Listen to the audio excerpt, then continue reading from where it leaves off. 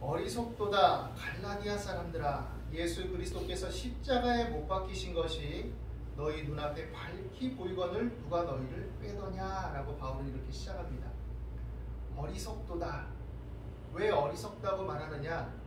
하나님 안에서 하나님을 믿고 신뢰함으로 말미암아 일어난 존재적인 변화에 대해서 그들이 경험했고 받고 목격했음에도 불구하고 그것을 뒤로 한 채 다른 가르침을 쫓고 다른 사상에 의해서 흔들리고 움직이기 시작하기 때문에 하나님의 은혜와 호의로 시작된 구원의 역사를 자신들의 어줍지 않고 가냘픈 행위에 의존하고 율법적 어떤 기능에 따라서 성취하려는 그릇된 움직임으로 변질되어 가고 있기 때문에 바울은 단호하게 얘기한 겁니다. 다른 말씀 고린도서에도 보면 이런 말씀이 있죠.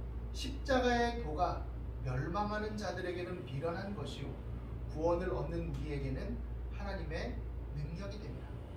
이 십자가의 도를 유대주의자들, 율법을 숭앙하고 율법에 의해서 하나님을 이루려는 그런 행위와 공로에 사로잡힌 자들, 자신들의 위선과 가식과 내면의 숨은 죄를 보지 못하고 단지 율법적 의식과 행위에 사로잡혀서 그것만으로 하나님의 의를 이룰 수 있다라고 착각하는 유대주의자들을 향해 바울은 뭐라고 말하느냐? 구원을 얻는 것은 바로 하나님의 능력이고 하나님의 은혜다라고 선포하고 있죠. 율법주의자들은 율법을 통해서 그것을 이루려 했기 때문에 예수 그리스도의 십자가를 바라볼 때 그것은 굉장히 꺼려지는 겁니다. 율법적 기준과 자신들이 형성한 율법의 의에 의해서 그것을 도달하려고 했지만 율법의 근본 정신과 의미인 하나님의 사랑과 하나님의 지혜를 깨닫지 못하고 오히려 그 율법의 의를 추구하고 내세워서 예수님을 십자가에 못 박고 저주받게 합당한 자라고 선고해버렸기 때문이죠. 그것은 뭐냐? 하나님의 의를 이루기에 합당하지 못한 인간의 죄성의 한계를 여실히 드러낸 사건이라는 것이죠. 그럼에도 불구하고 유대인들은, 율법주의자들, 이스라엘 백성들은 예수님의 십자가를 인해서 그것을 꺼렸습니다. 이것은 저주받은 게 아니냐? 나무에 달린 자마다 저주받은 자라고 했는데 이것은 어떻게 하나님의 구원의 길이 될 수 있고 은혜의 길이 될 수 있느냐? 여전히 깨닫지 못한 거죠. 그래서 계속해서 지속적으로 율법의 어떤 성취, 율법주의에 사로잡히고 또 할례를 받아야 하고 전통에 사로잡히고 이런 거에 매여서 예수님을 믿는다 하면서도 한편으로는 또 율법을 계속해서 율법주의를 추구하는 경향들을 보이는 그런 끈질긴 면모들을 계속해서 보여주고 있는 것이 어떤 오늘 이 말씀의 배경이기도 하죠. 헬라인들은 어땠습니까? 지혜를 숭상하고 그 당시에 풍미하던 여러 사상과 어떤 풍조의 어떤 근간에서 자랑하던 그 헬라 사상들, 그리스 철학들 이런 것들은 어땠습니까? 그들의 지혜로 볼 때는 인간적인 지혜와 철학적 사고로 봤을 때는 그건 미련한 거죠. 미련한 거. 십자가에 둔 미련한 겁니다. 어떻게 하나님의 아들이 존귀하신 분이 영적 세계에 있는 모든 가상의 어떤 것들의 실체적인 분이 완전한 본질적인 존재가 그렇게 어그러지고 실패하고 멸망할 수 있느냐? 어떻게 이렇게 비참하게 죽어갈 수 있느냐? 이거는 아니다. 이거는 참된 지혜가 아니다. 이렇게 생각한 거죠. 그들의 사고체계 안에서 그것을 받아들일 수 없는 것입니다. 근데 바울은 단언하죠. 그래? 그렇게 생각하냐? 그러나 십자가의 도는 구원을 얻는 우리에게 하나님의 능력이 됩니다. 하늘나라는 말에 있는 것이 아니라 능력에 있는 것이다. 이렇게 선포하고 있는 것이죠. 왜냐하면 바울도 오해했지만 그가 다메섹 도상에서 부활하신 주님을 만나고 그로 말미암아 눈이 열리고 구약을 다시 읽고 또 예수님의 사역에 대해서 되돌아보면서 그는 깨닫게 된 거죠. 인간의 죄와 허물로 인해서 하나님의 의에 이르지 못하는 것을 인하여서 하나님께서 대신 깨끗하고 의로우시며 완전하신 그 아들을 이 땅에 완전한 인간으로 보내심으로써 그 신비한 존재됨의 비하됨과 낮아지심을 인해 오히려 우리의 죄를 대속하는 구원의 통로로 그 은혜의 길로 삼으셨다는 것이죠. 다른 인간으로서는 구원을 얻을 수 없는 겁니다. 왜냐하면 우리 죄를 대신할 자가 없는 거예요. 우리 각자도 우리 죄를 완전히 대신하고 깨끗해야 할 능력이 없는 죄인일 뿐이며 하나님의 은혜와 호의를 힘입지 않고는 구원을 얻을 수 없는 것이죠. 그렇기 때문에 이전에도 예수님이 오시기 이전에도 장차 성취하실 주님의 어떤 은혜와 공로가 전제된 거 하에서 사람들이 하나님을 경외하고 그래도 바르게 살려고 애쓸 때 하나님은 그것을 긍휼히 여기시고 완전한 의인은 아니지만 그래도 그 마음을 받으시고 의롭다 하신 것이죠. 다윗이 하나님의 마음에 합한 자라고 일컬음을 받았지만 다윗이 그럼에도 불구하고 실수와 허물이 있는 사람입니다. 그러나 그것에 대해서 하나님이 징계하시고 때로는 혼도 내시고 고통을 겪게 하셨지만 그의 회개와 돌이킴을 인해서 그에게 긍휼을 베푸신 것이죠. 그것은 무엇이냐? 장차 성취하실 그리스도의 대속의 사역을 미래 전망적으로 이미 성취된 사건으로 바라보시고 그 은혜 안에서 그것들을 다 포용하신 것이라는 얘기죠. 그래서 그리스도의 십자가는 구원의 능력이고 구원의 은혜임을 분명하게 말하고 있는 것입니다. 오늘 이 말씀 안에서 이 갈라디아 사람들은 성령의 나타남과 능력으로 말미암아 듣고 믿음으로 구원받은 성령의 은혜로 말미암아 시작된 구원의 사역, 교회 안에 일어난 이 역사적인 사건들에 대해서 온전히 받아들이지 못한 채 다시금 육체의 예법을 따라 살려는 경향들을 보이게 된 것이죠. 그래서 어떤 다른 율법주의를 추구하게 되고 서로 논쟁을 하게 되고 또 육체적인 것들에 대해서 관심을 갖게 되고 이러다 보니까 바울은 답답한 겁니다. 너희가 율법의 행위를 통해서 의로움에 도달해서 이렇게 구원받은 거냐? 너희가 율법을 철저히 지켜서 하나님이 너희에게 은혜를 베푸신 걸로 생각하느냐? 아니다. 율법의 의로 생각한다면 하나님의 의에 이를 자가 없다. 사실상 이 모든 것이 하나님의 은혜를 기반하고 있었다. 그리고 이 모든 마지막에 예수 그리스도로 말미암아 분명하게 나타내 주시고 선명하게 나타내 주신 것이다. 너희가 듣고 믿음으로 구원을 받은 것이다. 그리고 나서 율법을 주시기 전 그 사건, 믿음의 근원된 믿음의 조상 아브라함을 부른 그 사건을 통해서 바울이 얘기하죠. 아브라함이 모세를 통해서 율법을 주시기 전에 그때 하나님의 부르심을 받았어. 근데 하나님께서 이 아브라함이 하나님의 말씀을 듣고 그 말씀을 따라서 믿고 인격적으로 반응하며 행할 때 그것을 그에게 의로 여기셨다고 했어요. 그러면 아브라함이 의롭다 하심을 받은 것이 율법의 행위로냐 아니면 듣고 믿음으로냐? 본질이 어디에 있느냐는 것이죠. 본질이 하나님을 신뢰하는 인격적 반응에 있다라는 것입니다. 인격적 반응. 그래서 우리의 믿음은 이제 이 밑에 말씀에 보면 바울이 뭐라고 얘기하느냐? 사랑으로 역사하는 믿음. 좀 더 분명하게 표현하면 원어적인 의미를 조금 더 살린다면 사랑으로 행하는 믿음이라고 얘기해요.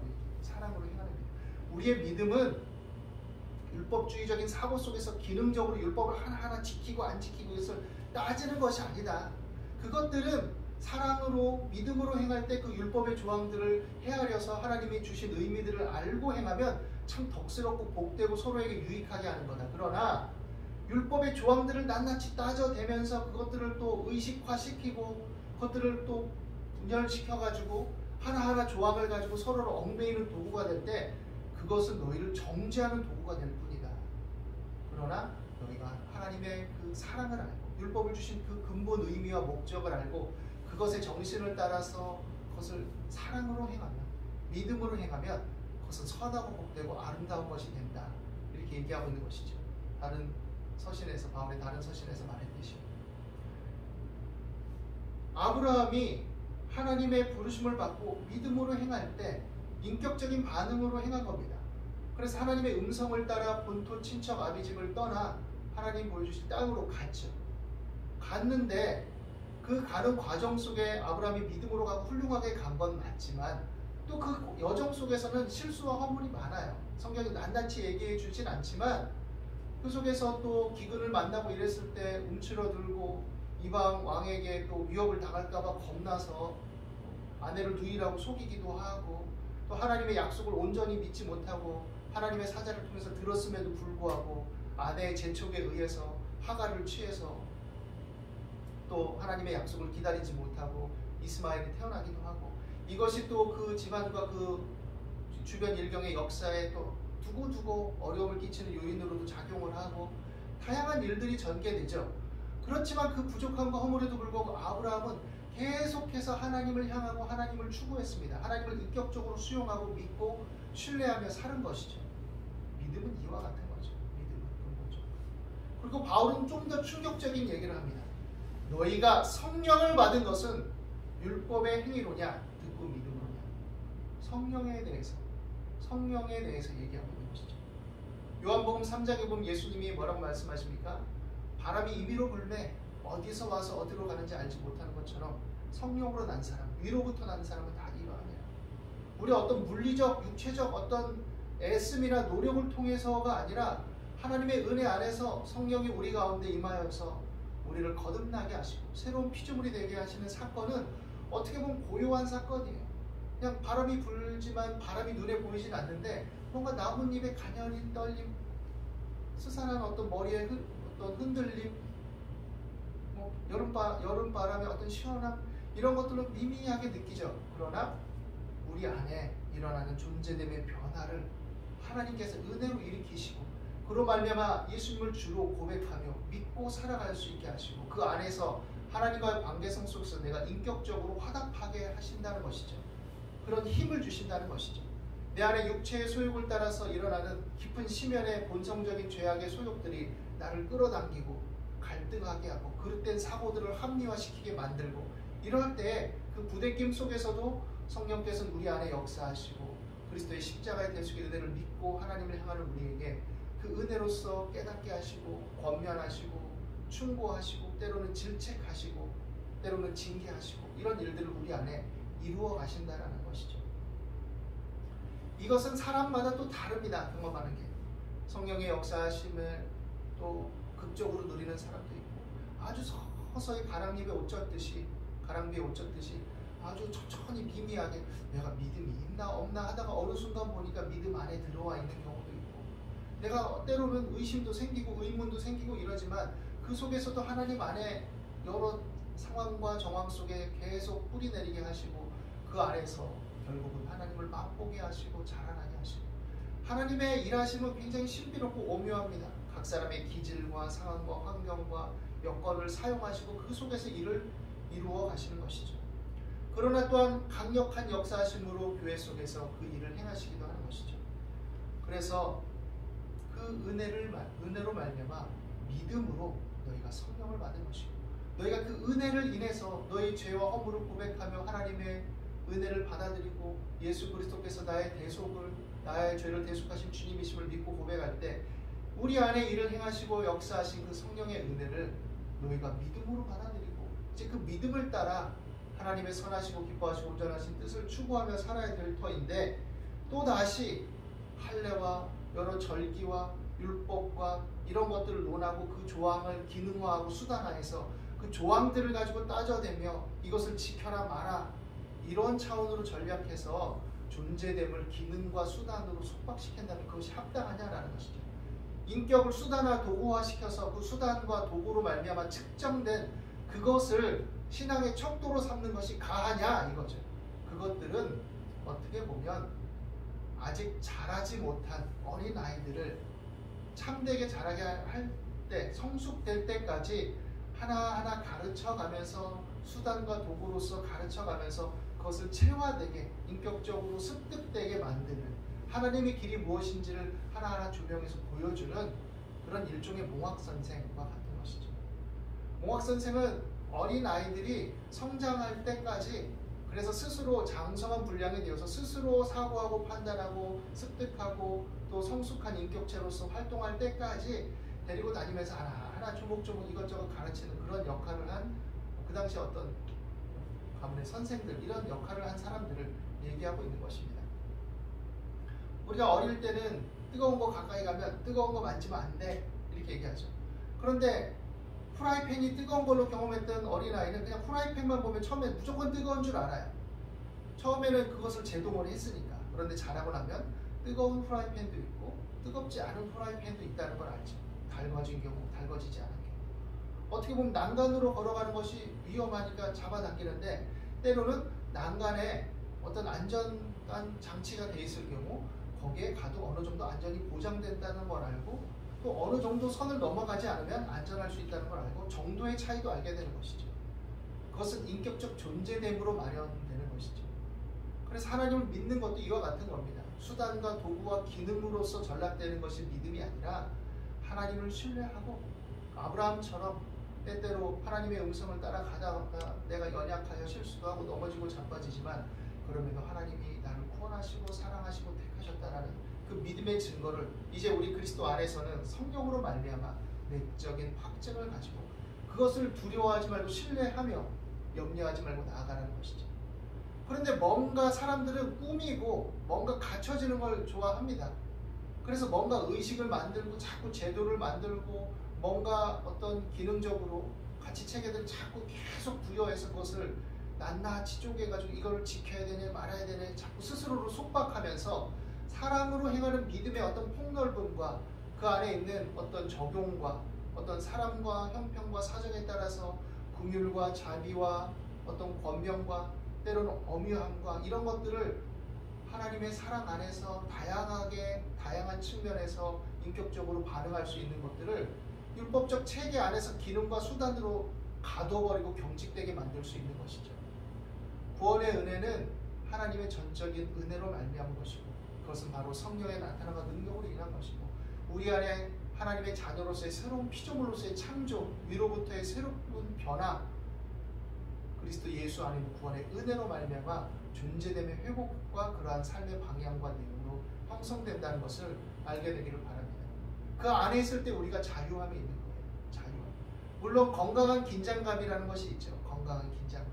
자유가 있지만 그 자유를 내가 건강하고 바르게 누리기 위해 방종으로 치닫지 않기 위해 내게 주어진 자유를 헛되이 낭비해서 어리석음으로 빠지지 않기 위해 그 자유를 구가할 수 있는 것이죠. 그리고 그것을 묶는 것은 바로 사랑으로 행하는 믿음, 이렇게 바울이 말하고 있는 것이고 또 예수님도 모든 율법의 완성은 사랑이다 이렇게 말씀하신 것이죠.